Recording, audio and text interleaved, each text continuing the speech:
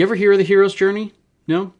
It's a pretty cool thing. It's this idea that iterated through a lot of different researchers before a guy named Joseph Campbell formalized it around 1949.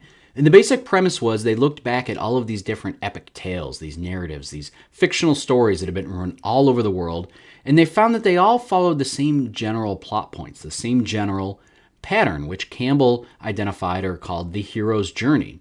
And what was cool about the hero's journey is that future writers, after the hero's journey had been laid out and identified, future writers could use that same pattern for their own stories. So they could invent their own setting, their own hero, their own characters.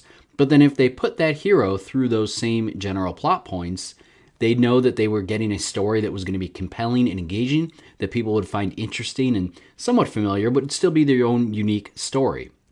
Well, design patterns are exactly that, except for programming.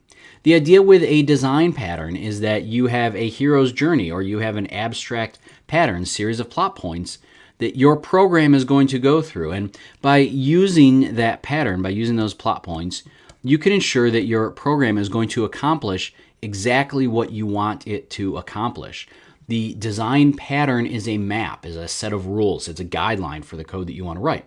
Now, your design patterns are absolutely not code. I want to be very, very clear about that. A design pattern is not ever code. A design pattern is a set of rules about how you can write code. And what's cool about that is that means you can apply a design pattern to any language. Any language that you are programming in can implement a design pattern. So understanding the design pattern gives you a solution to a problem, whether that's a big, broad, abstract problem like model view controller, or even a small, simple little problem like a recursive function. Design patterns help make that happen.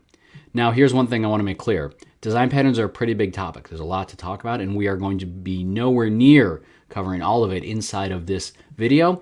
However, I would like you to take a look at this book right here. If software development has anything resembling the Western canon of literature, this book belongs on that list. This is a foundational book for design patterns, and it covers a lot of it in depth. I would highly recommend you pick up a copy of this book.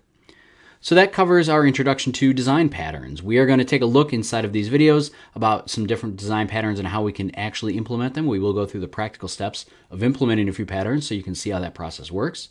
I hope this has been informative for you, and I'd like to thank you for viewing.